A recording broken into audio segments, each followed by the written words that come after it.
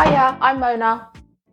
And I'm Sophie Hannah, and I want to welcome you to episode 64 of Ethnically Speaking, the show where we discuss everything affecting the UK's highly melanated communities, from current affairs to pop culture and everything in between. Now, as you can see, we don't have our co-host Nushi, and that's because she has ditched us for warmer weathers and a location much more exotic than Northwest London, and she'll be there for the next few months. But not to worry, she'll be back rocking with us on the panel next Friday with some more wild stories, I am sure. But in the meantime, we're still going to keep it 100 as we talk about the passing of public figures.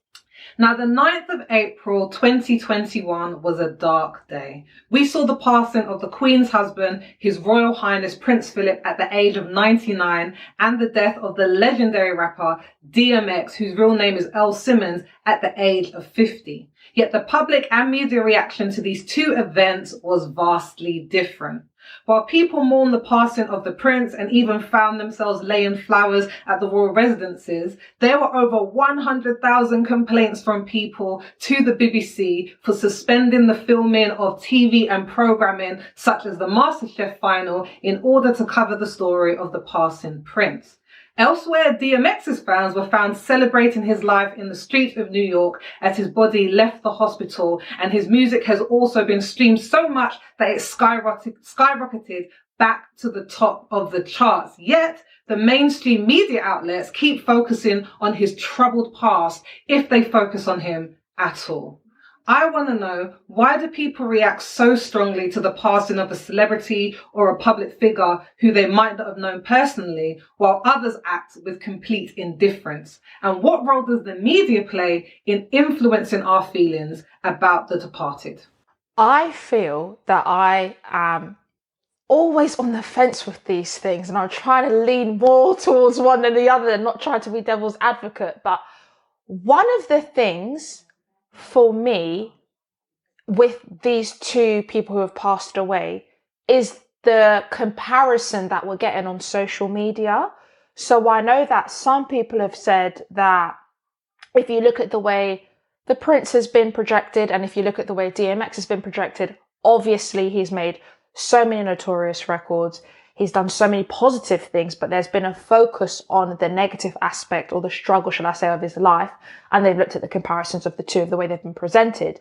My thing is you cannot compare a rapper to a prince. Regardless of his past, you can't compare a rapper to his prince.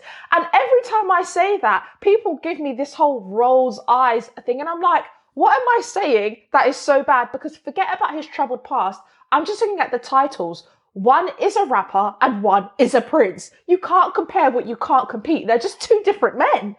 Aside from that, I do think that it is really annoying that they do focus on the troubled past of DMX. But at the same time, if we look at the linear structure of his career, it's not to say that, and I don't know his history that much, so correct me if I say anything that's wrong.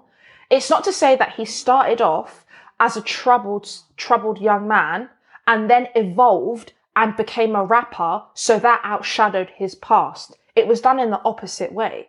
He was a rapper, then had trouble. So because of the chronological order, it makes sense why the trouble is what seems to linger a little bit longer than his success. And I think that if you look at celebrities in general, anytime there's some sort of controversy, that is what they seem to latch on to. Now, I know I've seen a couple of interviews that DMX has done. He seems to be quite a humanitarian. He's got a wise head on his shoulders. But even in the interviews, you could see that there was some demons that he was battling with. Even when he wasn't talking about his music, you could just see it in himself. There'd been a real change in his demeanor. So it was very evident that he was battling stuff. So if that seems to be something that people keep leaning towards, yes, I think that it's disrespectful. He needs time. His family and his fans need time to process what's going on. But I don't think that people should be so like, oh my God, I mean, we're dealing with the media here. What celebrity hasn't gone down this route? Who hasn't this happened to? You know, I think that's that whole thing about you can't compare a prince with a rapper. I'm going to have to come back to that. But just in terms of DMX, I think he's always had a troubled life. If you think about troubled, like growing up, it was troubled. His mum had him young. His dad wasn't around. He talks about himself, because I think he wrote a book, how his mum used to beat him. Her lovers used to beat him. He went into juvenile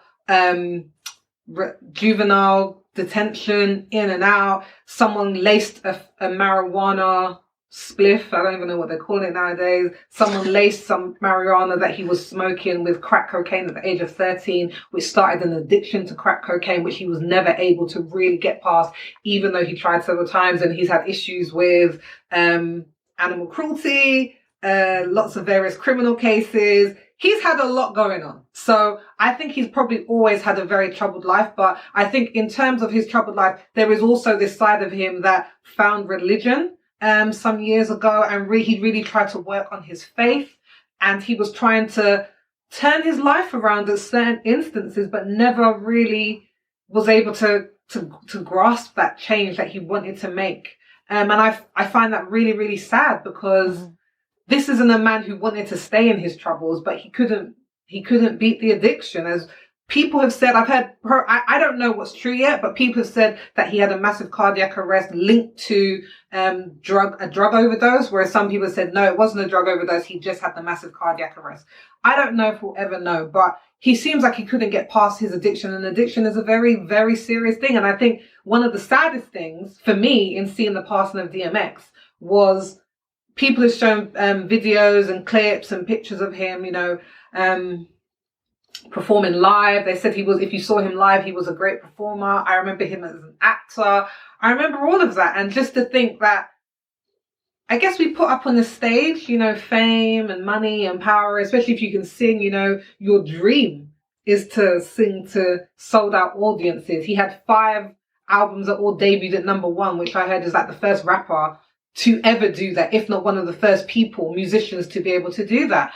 So just to see that he couldn't find that peace in life, for me is utterly sad. And I connect with it on a very personal level, because DMX was not a big part, but he was part of my youth and growing up. That was the music that was playing in the clubs. Like Rough Riders rhythm was like the stuff. It still is. I don't know how. Exactly, I don't know how old you are, Mona, but I remember that in the club, like you had to get out the way because the boys went wild. They were throwing each other as soon as you all hear, it's like, oh, time to get off the dance floor. And as women, we would stand back, but we were like, yeah. Like it was just a period of time and music that was just linked to that time of our youth. And I think that's why so many people have reacted to it, who I have seen, at least on my social media timelines, because they're people who are around my age, so you remember that. And that's why you link to it personally, because you're like, man, I remember when I heard his music, I remember DMX, I remember being into his film. I'm like, so it is personal, because there is an emotional attachment that you have to the music, and it reminds you of your own experiences with the music, even though you might not know him personally. So it feels like you've lost something as well.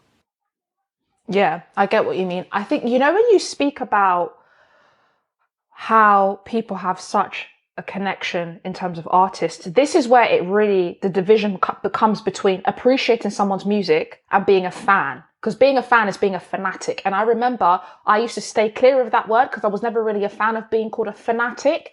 But in terms of just like how it's just generally thrown about now, if you're a fan, I 100% understand where that deep connection does come from, especially when it's somebody who is a representative of a specific community. Now, I'm not saying that all DMX's fans are all black, but coming from his community, coming from the side of America that he did, coming from the struggles that he did, he showed people that, yeah, you can make it out. And even though he did battle with his struggles, he did. He went on to have so much success. So I can absolutely understand why people get attached, because it's almost like a reflection of you in some way, and how you're living vicariously through the artist.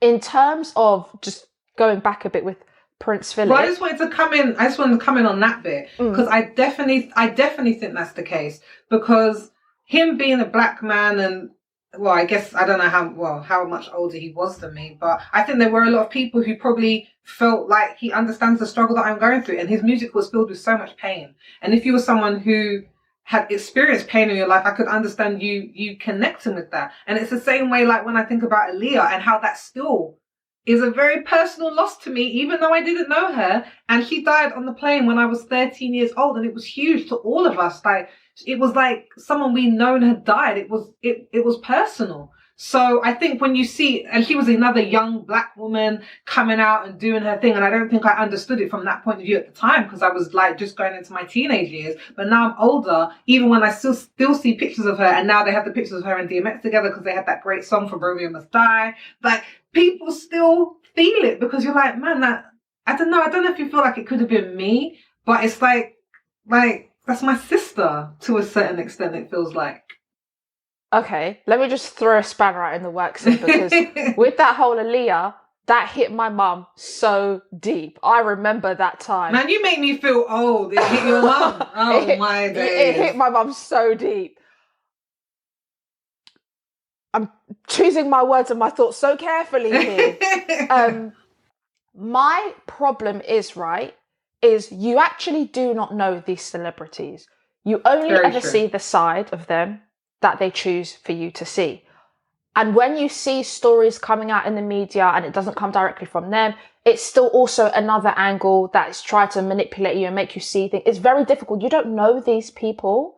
When they pass away and they almost, quote unquote, using people like Aaliyah, become a martyr, I find it a bit worrying, because you don't know this person. And this person that you're putting on a pedestal, who you are, a loss is a loss in any sense. And my heart always goes out when someone passes away, because it's not a nice thing. My mum always says death doesn't fall on one man's doorstep, and I really agree with that. But when you put someone on a pedestal and you glorify and almost kind of like wipe away any sort of negativity or controversy and just focus on the good, I find it a little bit peculiar, because death is something that we all will face, right? Why does it insulate some people from questions that you might have or queries that there might be? Because if you look at Aaliyah, there's been that whole controversy over her and R. Kelly's relationship. There's been things about her being a diva. There's been things about her wanted to have things her way, which is one of the links to the plane being too heavy, and so many things that if you brought up, people are like, oh my gosh, she's died, like, put respect on her name. I am putting respect on her name. I'm just having a conversation. Am I not allowed to bring up controversy? I wouldn't even say controversy. Do you know what I mean? I think for Aaliyah, no, you're not. I think to a certain age of people, you're not. That's just how it's gonna roll. You might need to have that with some Gen Z person who wants to have that conversation with you. But in all seriousness, I understand what you mean. But I guess what it really makes me feel like, and what I'd come back to that on, isn't grief to a certain extent selfish anyway? Like, aren't we all, when we lose somebody, grieving the loss from our lives and what they meant to us? Yeah. And so how is it any different with celebrity? That's what I'm trying to say. Because my husband's a pastor and we've had to go to a lot of funerals. You go to more funerals than you do weddings, because everybody dies. And rarely do you hear people talk about anything negative about a person who has died. I don't think it's just celebrities. It's literally a roll call of every great thing they've ever done, every funny thing they've ever done. If you do talk about a bad character trait, it's usually talked about in a sense of humor, like he was so stubborn. Everyone's like, oh, he was stubborn. Not like actually he never ever let anybody get a word in edgeways. He was really difficult to be around. No one says that stuff, because it's like, this person has lost their life and there are people who are hurting because of it. And so we always, to a certain extent, I think, say great things about people who have died. But I do understand what you're saying about Aaliyah, because that whole R. Kelly stuff, the allegations, they were wild. Yeah, they were wild. They were wild, and from what has been seen, there looks like there may be some truth in it, but everything is allegations, and she will never be able to answer. And do you know what? Let her rest in peace. Let her family rest in peace, because they have probably having these questions directed at them all the time. But I think everybody's made a martyr in death, to be honest. I feel like, so in terms of like a eulogy or being at a funeral, I completely understand that. But I mean, outside of that, once, however time has passed and stuff, I don't really agree with the fact of it's not about speaking bad on someone's name, but just having an open mind and having both sides of the coin. I definitely get what you mean, Sophie, because for my mum, it's the same thing. Like, there's certain things that you just can't talk about. It's like, no, no. And for me, like, Michael Jackson's really dear to my heart. So whenever people come with the allegations, I'm like, if you like your life, don't finish that sentence. How are you going to come for Aaliyah when you're a big Michael Jackson fan? Michael Jackson has more dirt in the street that has been left unanswered, and then people are trying to come and make some complaints. And I'm a Michael Jackson fan. Like, I am.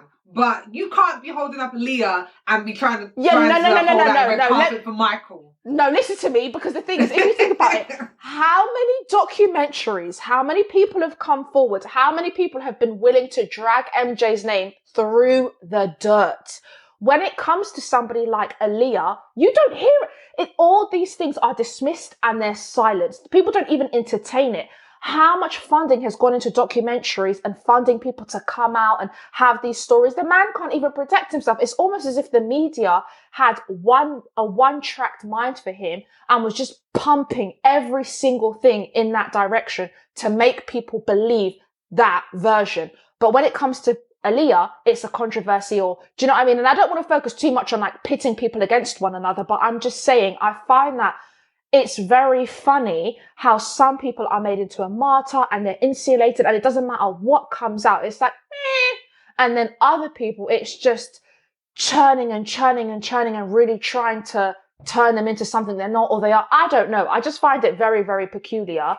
And for me, even though I am able to recognize my admiration for celebrities, I am also able to recognize that I didn't know this person and they were an artist, and in their own right, what I did is I connected with their work, not them. I connected with their work and what they did, and a loss is a loss and I can grieve that. But in terms of being like super heartfelt hit, can't eat, can't breathe, can't sleep, I don't really feel like I've been in that position. And for not like making judgment to anyone who does, but I just find it a little bit peculiar. And that's where we start borderlining the fanatic. And maybe we should kind of just take several seats back, maybe. Do you know what? I think I understand what you're saying. But I think it just really depends. And I'm not the person who's cried over any celebrity either. Like, I haven't cried over any celebrities passing because I wouldn't call myself someone. I can't really think of anyone that I'm a hardcore fan for. Like, there's no one that I would, like stand in the rain and wait for a ticket for. Like, I'm not really that sort of person. But for some people, they've put these people like on pedestals, and these people have, and that these people who have died, or people who have died in the public eye, have saved some people some very difficult situations in their lives, so that they've become more than just their songs and more than their public persona. And like you said, right or wrong, when someone has had that emotional connection to someone, then I guess for them it feels like a member of their family has died. And for Michael Jackson, he was just groundbreaking to Black people the world over. The things that he did, the barriers he broke down, his innovation. So yeah, it hit everybody deep. He's not of my generation, and I was just very saddened by it because it's like it's Michael Jackson. But I think when we come back and I guess turn this around to talking about Prince Philip now, I think it's very interesting. Like, I'm sad that Prince Philip died because him and his wife were married for 73 years, I think it was, and now she's alone. And I think that is heartbreaking. She has been with him for much more than she's been by herself or single. They raised a family together, they lived together, and how do you continue after that? That's for me is where I find the sadness. But in him dying, he was 99. He led a good life. He led a full life. He was actually preparing for his funeral like 17 years ago. Like, the Land Rover that drove his body to the church, he started working on that in like 2003 when he was in his 80s. Like, this guy seems like he didn't even think he was going to be here for the next 17 years. So I think he had a good run. But I'm sad that someone has been left without their companion. Not even the Queen. Somebody has been left without their companion because these people have done life together. But they've trying to make him into I think it's very interesting looking at his past that he also had a very troubled upbringing as well, like DMX, but he's white, he's royalty. The tabloids are structurally racist and a lot of them are right wing. So I think the narrative that we're going to get surrounding Prince Philip is going to be, you know, he was the most perfect man in the world, but he was human and I can see that. But someone has died, people have lost a father, a grandfather, a husband. It's a sad thing. I agree. I think I really empathise with the Queen. The images that came out when she was alone and she was sitting that broke my heart. She just looked so sad. And I can't even imagine, like you said, she spent most of her life in that marriage, then being out, being single. It's just a real loss. Like, it actually seems like your other part of your soul is gone.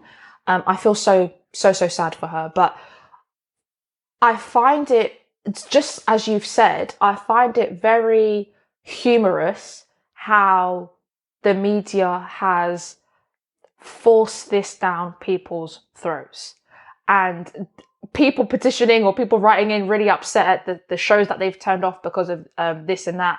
I remember I was having this conversation at work. Very brave of me because I'm the new girl, might I add. I've only been there a week and a half. But this lady was talking about the royal family. And she said to me that she's from an Asian background, and she said that how she was looking into the royal family, like how the Queen and Prince Philip are like related and arranged marriages, etc., etc. She said it's quite similar to her community.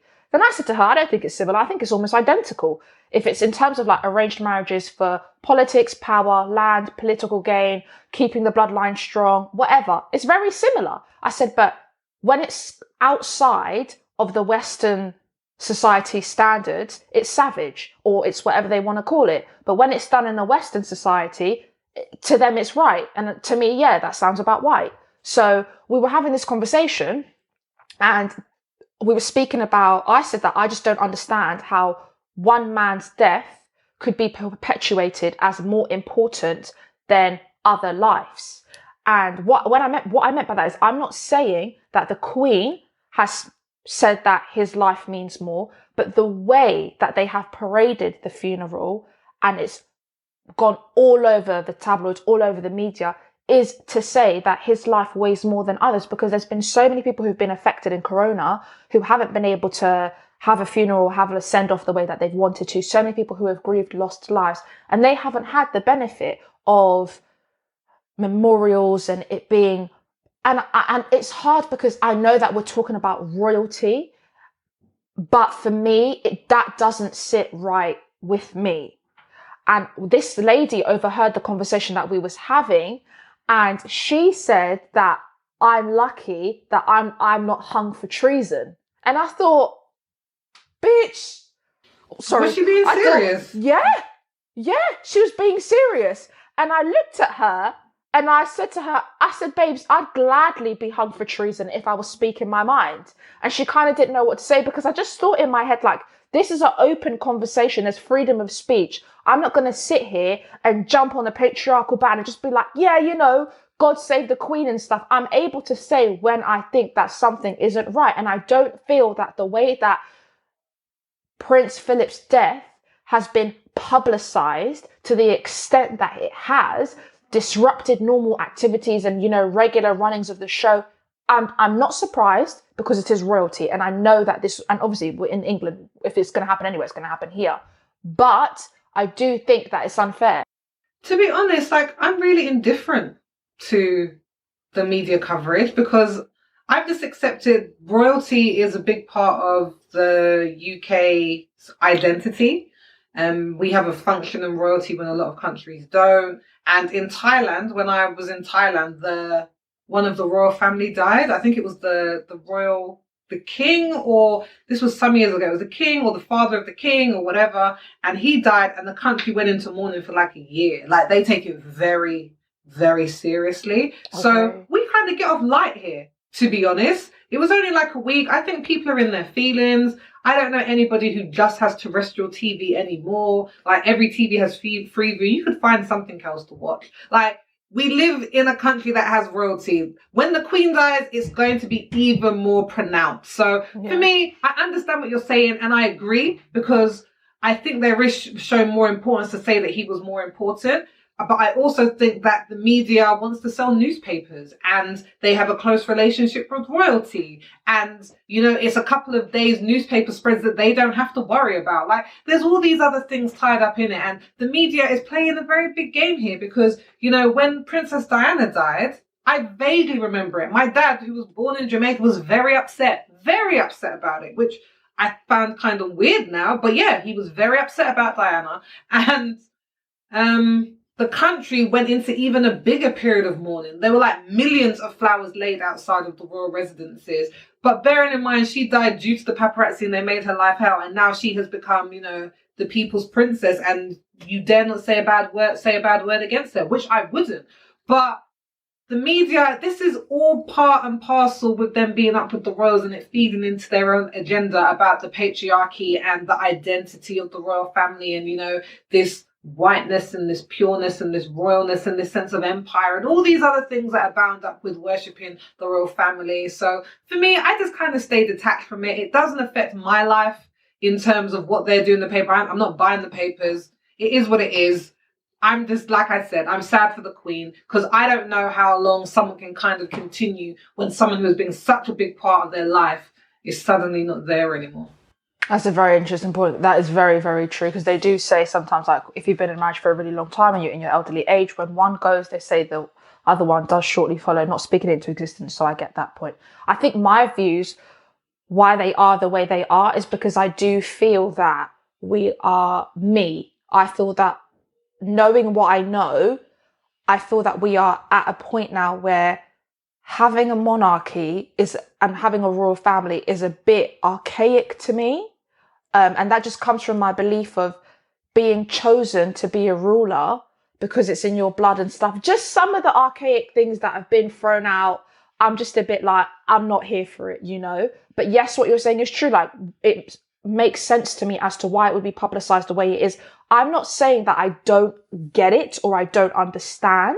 I'm just saying that I don't necessarily agree. But that being said, let them carry out and do what they're doing, because similar to you, it hasn't affected me. Yes, it's conversations that I've had, but it hasn't stopped me doing anything. I haven't felt the need to write into the BBC because I really wanted to watch Strictly Come Dancing. It hasn't interfered with anything. And even if that was the case, I understand a member of the royal family has passed away. The Queen's husband has died. There's no way it's going to go and no one's going to hear about it. I'm very, very aware of that. So, yeah. And I think the media has a big job to play in regards to how they cover the story of someone's passing. Because in my opinion, usually I think if there's anything in the past of someone who is of ethnic minority, they are probably going to come off always a little bit worse, unless you're someone like Jeffrey Epstein or, you know, like someone like that who everyone has turned against and they're going to just, you know, go for them. But even like Kobe Bryant, when he died, and that was massive to a lot of people for basketball because he was just an icon, a legend, one of the greatest athletes to have ever lived. And in the moments after he died, like I'm sure it was like within 24 hours, but don't quote me on that, a journalist came out and mentioned the rape case and allegation that he had against him when he was alive. And people went insane because they were just like, the man has just died. Mm-hmm. He has just died. Is this the appropriate time to bring up that case? And I agreed with that because I'm like, he not only died, he died with his daughter. His wife is now a widow, that he's left behind children. And then there were other people who died in the helicopter as well who weren't getting covered at all because Kobe had died. So the media is very selective in who they push and pull as showing importance. And I guess that's their job. That's the power that they have. Going off that, when Boris did his speech, he made a quote-unquote funny joke about Prince Philip saying something about the Russians and then chuckling, saying, oh, haha, I won't invite them because the bastards killed my family. And everyone laughed it off. And I thought, wow, that's a very bold statement. And like you said, I'm inclined to believe that if that was someone from an ethnic community, that would have been dragged from pillar to post. But here you just see it's just a comical statement, and they can just laugh it off and just say, oh, he said something. He tried to say that, oh, he was trying to use humor to break the ice. And I thought, okay. I think that's ridiculous. And I think that's what happens when we don't talk about, I guess, Prince Philip's troubled past, because whether I agree with that statement or not, I don't. But the man literally had his family massacred. He didn't see his mother for years. His mother was committed to a mental institution. He never saw his dad again. Like, he had a very troubled upbringing. So even Boris using that comment when it's probably come from a lot of pain and background that people don't know about, it's just irresponsible. But I am here to talk about Boris. When people have lost somebody, it's a very painful situation. So yeah, it is what it is. But we have come to the end of today's episode. I feel like there's only two of us, but we could continue talking about this. But we want to thank you for watching and listening to another episode of Ethnically Speaking. But help us to keep the conversation going. We want to know, have you ever been affected by the passing of a celebrity or a public figure? And do you think that the media played a role in the way that you felt? Please let us know your answers down below in the comments. And if you want a summary of everything we've talked about today, head on over to unitedmelaningroup.com/ES064. The link will be in the description. And if you've been watching us on YouTube, don't forget to subscribe to our channel, give us a thumbs up, and hit that notification bell so you don't miss a single thing. We're going to be seeing you again on Monday, where we'll be joined by special guest, author and our executive producer, Marisha Pink, and we'll be talking about revealing your body counts. Yes, I am talking about what you think I'm talking about, but you're going to have to join us to hear about that. But until the next time, make sure you wear your mask, wash your hands, keep your distance, and stay safe.